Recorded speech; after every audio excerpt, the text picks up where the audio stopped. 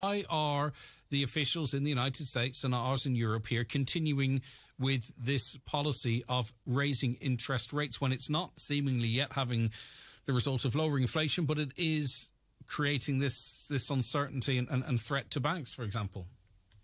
Yeah, it's a great question, Greg. And to be honest, it's because it's the only lever that they've got.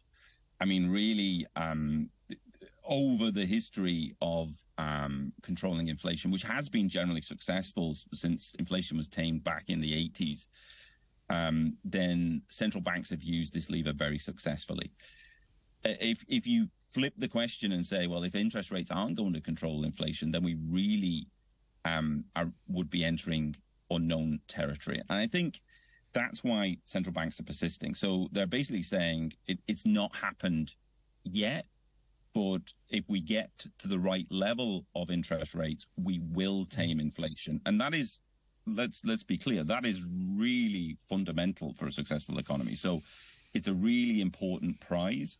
And I think the calculation that central banks are making, they know they're going to blow up some things in the banking system by hiking interest rates so far and so fast. But they're hoping that they can go around sticking plasters on those things as they blow, and limit the damage.